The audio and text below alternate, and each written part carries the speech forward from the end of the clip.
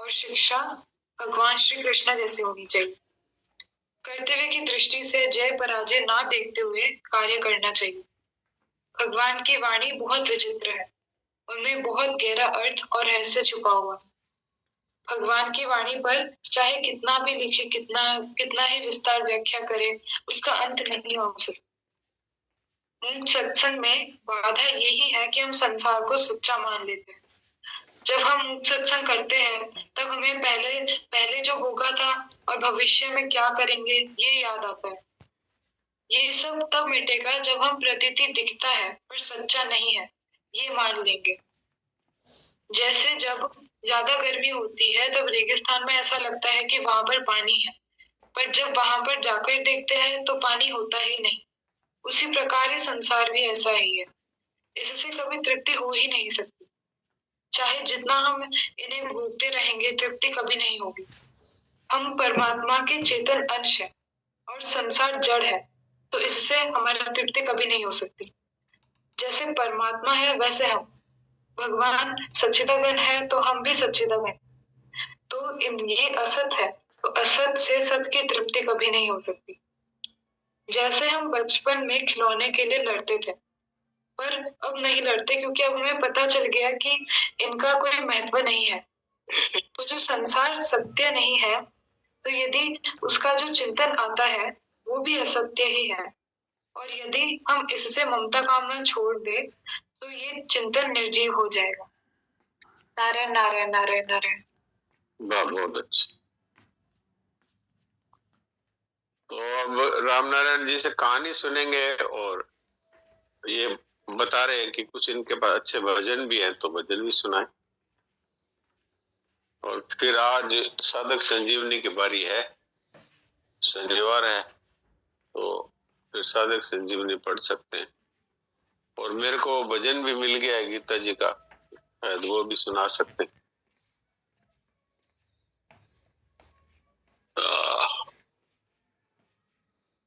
देवकी जी आ गए हैं तो उनसे फिर गीता जी सुनेंगे।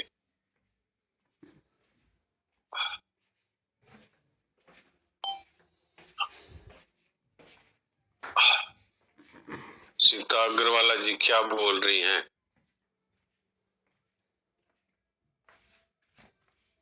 बोलिए,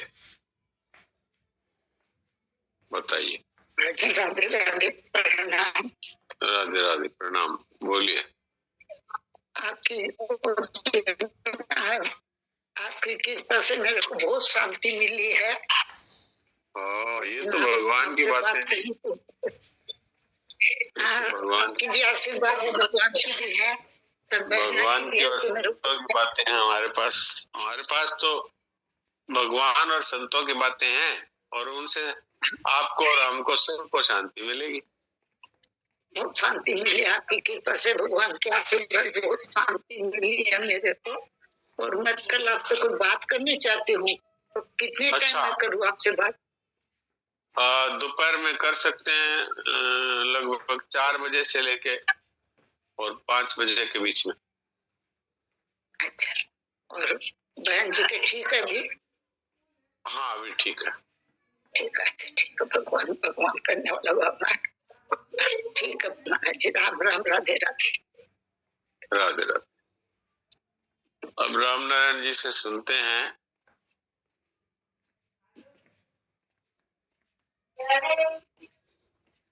हाँ रामनारायण जी सुनाइए।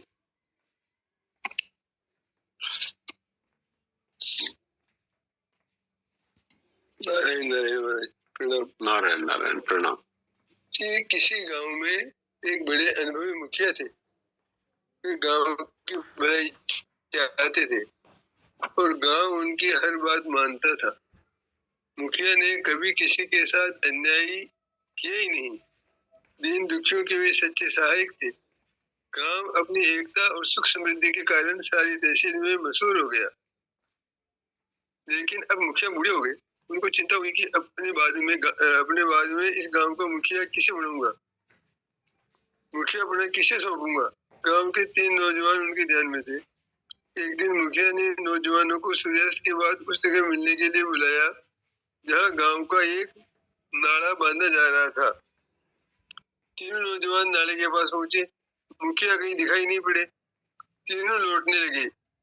इतने में उन्होंने देखा कि नाले के दलदल में एक गाड़ीवान की गाड़ी फंस गई और वह अकेला ही गाड़ी को दलदल से बाहर निकालने की कोशिश कर रहा है। अंधेरा होने को था। गाड़ीवान ने उन नौजवानों को देखा और मदद पर आने के लिए पुकारा। नौजवान आपस में कहने लगे कि कीचड़ में जाएंगे तो हमारे कपड़े खराब हो जाएंगे। एक बोला, मुझे बहुत जरूरी काम है, मैं तो अभी जाता हूँ। दूसरे ने कहा, घर पर पिताजी मेरी बाट जो रहे होंगे, मैं तो घर जाऊंगा। यूं कह करके दोनों चले गए। तीसरे नौजवान ने सोचा, अगर मैंने इस गाड़ीवान की मदद नहीं करी तो कौन करेगा।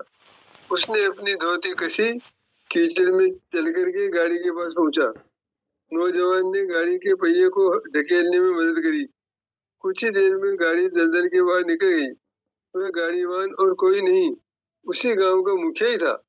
उन्होंने मुंह पर डांटा बांध रखा था और गांव में किसी को ख्याल भी नहीं था कि वे इस तरह गाड़ी लेकर के निकलेंगे। मुखिया ने उस नौजवान की पीठ ठोकी और कहा कि तुम मेरी परीक्षा में पास हो गए हो। उस दिन गांव के लिए एक नया मुखिया मिल गया। जब गांव में ऐसे नौजवानों की संख्या बढ़ेगी तभी गांव उठ करके खड़े हो सकेंगे। सही बात, सही बात। बहुत अच्छा। तो आप कोई भजन सुनाएंगे? हाँ, सुनाइए।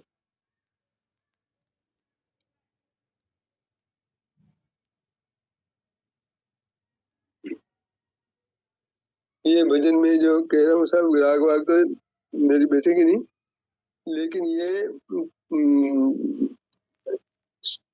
आदरणीय पोद्दार जी का है।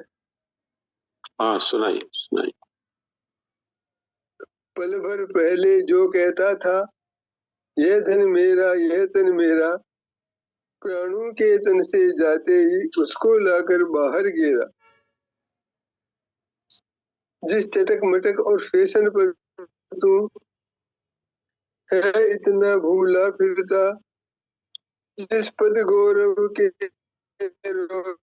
में दिन रात सुख से है गिरता, बाहर गिरा। जिस तड़क भड़क और मौज वजू में फुर्सत नहीं तुझे मिलती, जिस राग रंग और गप सप में सदा जीव तेरी हिलती, इन सभी साज सामानों से छुट जाएगा रिश्ता तेरा, प्राणों के तन से जाते ही उसको लाकर बाहर गिरा। जिस तन को सुख पहुंचाने को तू ऊंचे महल बनाता है, जिसके विलास के लिए निरंतर चुन चुन साज सजाता है, जिसको सुंदर दिखलाने को है साबुन तेल लगाता तू, जिसकी रक्षा के लिए हमेशा देवी देव मनाता तू, यह धूल दूसरे हो जाएगा सोने सा शरीर तेरा, प्राणों के तन से जाते ही उसको लाकर बाहर गिरा।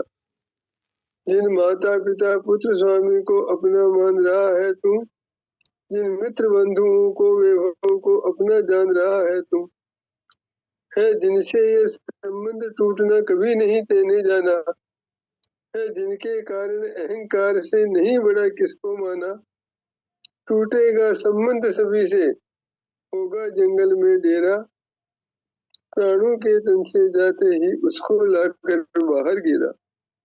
है जिनके लिए भूल बैठा उस जगदीश्वर का पावन नाम, तू जिनके लिए छोड़ सब सुकृत पापों का है बना गुलाम।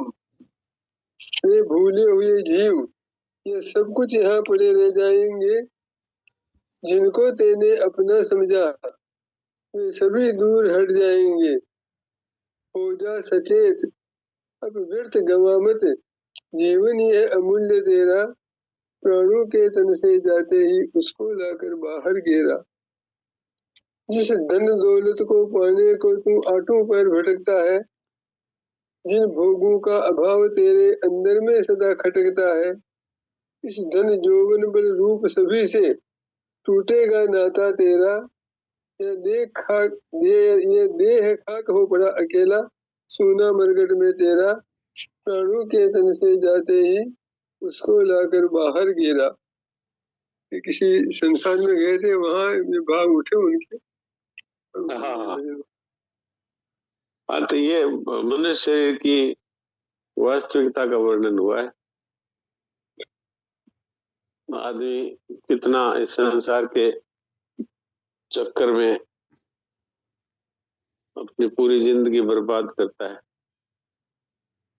और अंत में प्राणों के जाते ही इसको लाकर बाहर गिरा, फिर इसकी क्या कीमत है। मनुष्य शरीर पाकर के भगवान की प्राप्ति कर ले, आत्म साक्षात्कार कर ले, जन्म मरण से छूट जाए तो इसकी सार्थकता है। नहीं तो भगवान भी आश्चर्य करते हैं कि मैंने इसको मनुष्य बनाया और ये मुझे प्राप्त किए बनाई, फिर मैं 84 लाख योनियों में चला गया। माम अप्राप्य कौन थे तो यार अधमांगति।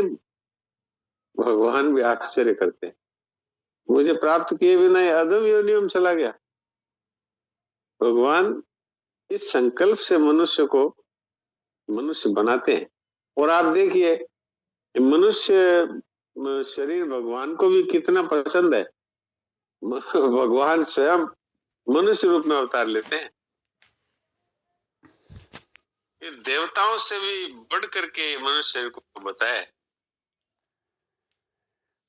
देव योनि को भी भोग योनि बताया, भोग योनि। और ये है साधन योनि। और साधन योनि में भी कोई सोचे कि वही पता नहीं क्या क्या साधन करने पड़ेंगे। केवल असाधन का त्याग, बस, और कुछ नहीं। इससे सारे साधन स्वतः ही आ जाएंगे। केवल असाधन का त्याग। और ये मनुष्य ही कर सकता है, क्योंकि और योनियां तो कर्म करने का अधिकार ही नहीं है। मनुष्य को कर्म करने का अधिकार दिया तो इसने सेवा की जगह भोग करना शुरू कर दिया और योग की जगह विषय भोगों में फंस गया। तो मनुष्य जीवन में ही ये परमात्मा के स्वरूप को प्राप्त कर सकता है।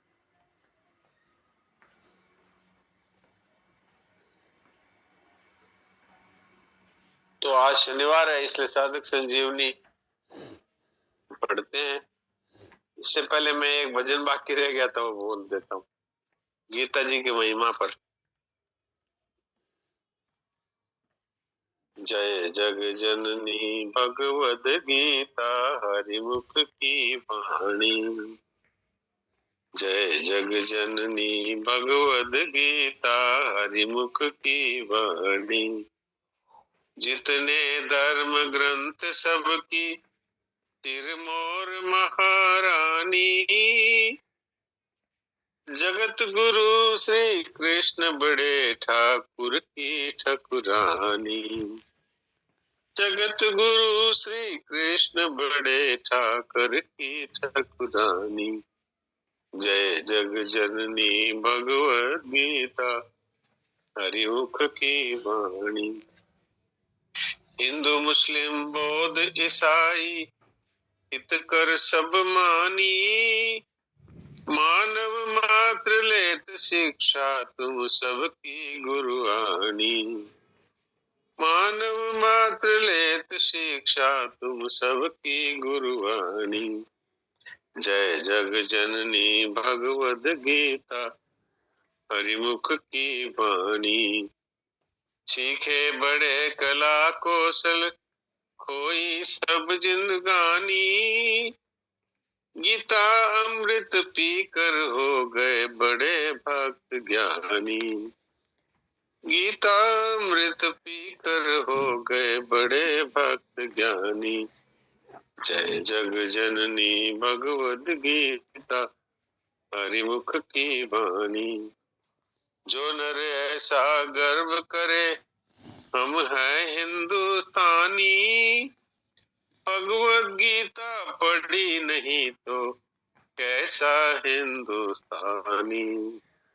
भगवद गीता पढ़ी नहीं कैसा है हिंदुस्तानी।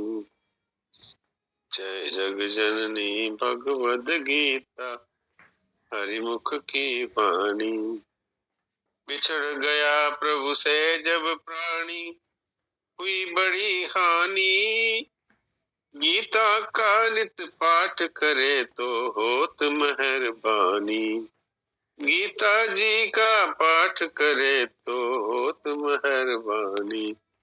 जय जग जननी भगवद गीता, हरिमुख की वाणी। जय जग जननी भगवद गीता, हरिमुख की वाणी।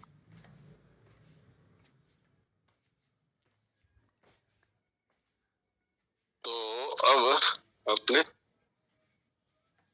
थोड़ी सी साधक संजीवनी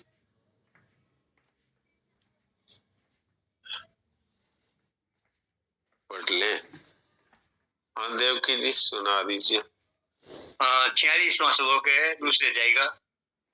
दूसरे अध्याय का 46वां। ठीक है। यावानर्थ उत्पाने सर्वतः संप्रतुलोकिके, तावान सर्वेषु वेदेषु ब्राह्मणेषु ब्राह्मणस्य विजानते।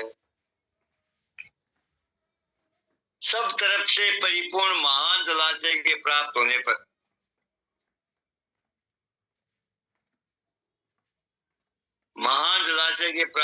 पर छोटे गड्ढे में भरे जल में मनुष्य का जितना प्रयोजन रहता है, अर्थात कुछ भी प्रयोजन नहीं रहता। वेदों और शास्त्रों के तत्व से जानने वाले ब्रह्म ज्ञानी का संपूर्ण वेदों में उतना ही प्रयोजन रहता है, अर्थात कुछ भी प्रयोजन नहीं रहता। ये बात यावानर्थ उद्पाने सर्वतः के, जल से सर्वथा परिपूर्ण स्वच्छ निर्मल महान सरोवर के प्राप्त होने पर मनुष्य को छोटे छोटे जलाशयों की कुछ भी आवश्यकता नहीं रहती। कारण कि छोटे से जलाशय में अगर हाथ पैर धोए जाए तो उसमें मिट्टी घुल जाने से वह जल स्नान के लायक नहीं रहता, और अगर उसमें स्नान किया जाए तो वह जल कपड़े धोने के लायक नहीं रहता, और यदि उसमें कपड़े धोए जाए तो वह जल पीने के लायक नहीं रहता। परंतु महान सरोवर के मिलने पर उसमें सब कुछ करने पर भी उसमें कुछ भी फर्क नहीं पड़ता, अर्थात उसकी स्वच्छता, निर्मलता, पवित्रता वैसी की वैसी बनी रहती। ये बात है। तो यहाँ पर भगवान ने पहले जो श्लोकों में बात कही वेदों के सकाम कर्मों के विषय में, उसी बात का यहाँ पर प्रतिपादन करते हैं कि एक परमात्मा की प्राप्ति होने के बाद में फिर छोटी मोटी चीजों की आवश्यकता नहीं रहती। जैसे समुद्र की प्राप्ति के बाद में फिर ये गड्ढों में भरे हुए छोटे छोटे जलाशयों की आवश्यकता नहीं होती, ऐसी परमात्मा की प्राप्ति होने के बाद में मनुष्य को पूर्णता की प्राप्ति हो जाती है। फिर उसका छोटे मोटे सांसारिक सुखों का कोई